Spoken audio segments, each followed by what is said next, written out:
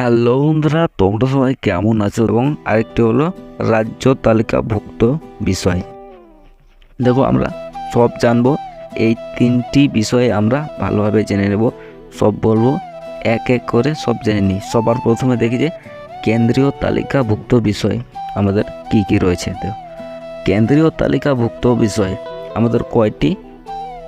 কেন্দ্রীয় তালিকা বিষয় আমাদের 99টি বিষয় আছে। পার্লামেন্ট এককভাবে এই বিষয়গুলির ওপর আইন প্রণয়ন করতে পারে। এবং 2 নম্বরে আমাদের কি রয়েছে? যুগ্ম তালিকা বিষয়, যুগ্ম তালিকাভুক্ত বিষয়। যুগ্ম তালিকাভুক্ত বিষয় আমাদের কয়টি রয়েছে? 52টি বিষয় রয়েছে। 52টি বিষয়ে পার্লামেন্ট রাজ্য আইন সভাগুলির সঙ্গে যৌথভাবে আইন প্রণয়ন করতে পারে।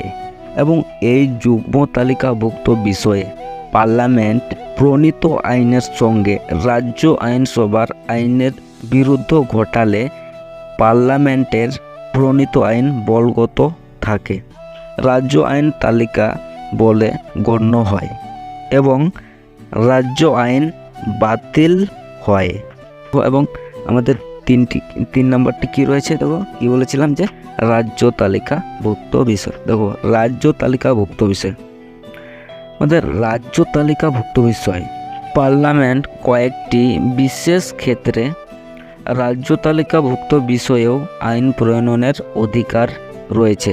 যেমন আমরা যদি দেখি, জাতীয় জরুরি অবস্থা ঘোষিত হলে বা রাজ্য শাসনতান্ত্রিক অচল অবস্থা জরুরি হলে পার্লামেন্ট রাজ্য তালিকাভুক্ত যে কোনো বিষয়ে এই আইন প্রণয়ন করতে পারে এবং রাজ্যসভায় উপস্থিত এবং ভোটদানকারী 2/3 সদস্যের সমর্থকে গৃহীত প্রস্তাব অনুযায়ী পার্লামেন্ট জাতীয় স্বার্থের প্রয়োজনে রাজ্য তালিকা যে কোনো বিষয়ে আইন প্রণয়ন করতে পারে।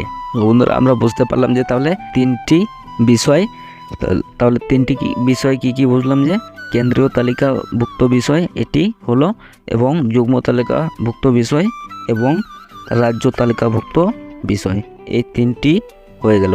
এখন দেখি যে পরে কি রয়েছে। দেখো, 2 বা ততোধিক রাজ্য আইনসভা প্রস্তাব গ্রহণ করে পার্লামেন্টকে রাজ্যের জন্য রাজ্য তালিকাভুক্ত কোনো বিষয়ে যদি আইন প্রণয়ন করতে চায়, তাহলে কিন্তু পার্লামেন্ট অনায়াসে আইন প্রণয়ন করতে পারে। আন্তর্জাতিক সন্ধি বা চুক্তির শর্তাদি রূপায়ণ করার জন্য পার্লামেন্টের রাজ্য তালিকা সহ যে কোনো তালিকাভুক্ত বিষয়ে আইন প্রণয়নের ক্ষমতা অধিকারী পার্লামেন্ট। দেখো বন্ধুরা, আমাদের হয়ে গেল। এখন আমাদের একটি পয়েন্ট রয়েছে এবং সেই পয়েন্টটি আমাদের কি? দেখো, অবশিষ্ট বিষয়। এই অবশিষ্ট বিষয়টি কি, তাহলে জেনে নেওয়া যাক যে এই অবশিষ্ট বিষয়টি কি। দেখো, কেন্দ্র তালিকা, রাজ্য তালিকা বা যুগ্ম তালিকার অন্তর্ভুক্ত নয় এমন বিষয়গুলির ক্ষেত্রে আইন প্রণয়নের যাবতীয় ক্ষমতা কেন্দ্রীয় আইনসভা বা পার্লামেন্টের হাতে ন্যস্ত থাকে, মানে পার্লামেন্টের হাতেই সেটি থাকে। তো বন্ধুরা, এখন আমরা দেখি যে রাষ্ট্রপতি কর্তৃক কিছু আইন, রাষ্ট্রপতি কর্তৃক মানে কি কি আইন রয়েছে। দেখো, পার্লামেন্টের অধিবেশন, মানে পার্লামেন্টের অধিবেশন স্থগিত থাকাকালীন রাষ্ট্রপতি পার্লামেন্টের অঙ্গ হিসেবে অর্ডিন্যান্স বা অধ্যাদেশ জারি করতে পারেন। রাষ্ট্রপতি কর্তৃক ঘোষিত এই অধিবেশনে পার্লামেন্টের পরবর্তী অধিবেশনে পাস করে দিতে হয়।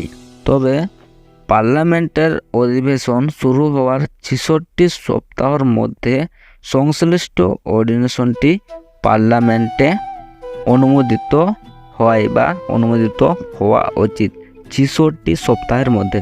এবং 66 সপ্তাহের মধ্যে যদি অনুমোদিত না হয়, তাহলে তা বাতিল হয়ে যায়।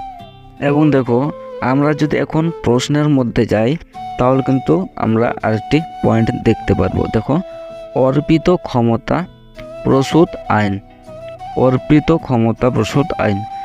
দেখো, পয়েন্টের উত্তর, যে জাতীয়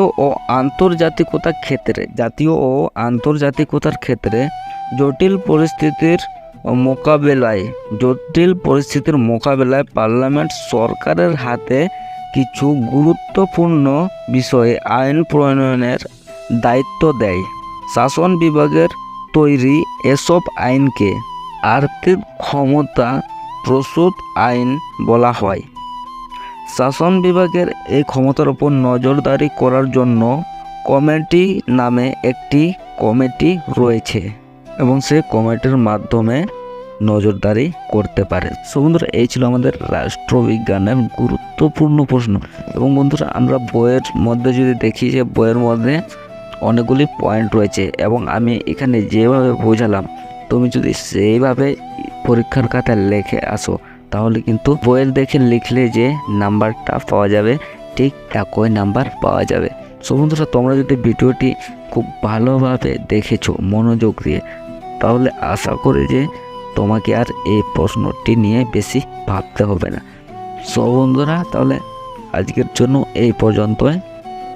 এবং ভিডিওটি ভালো লাগলে অবশ্যই একটি লাইক দিয়ে দিও এবং দেখা হচ্ছে তাহলে পরের ভিডিওতে।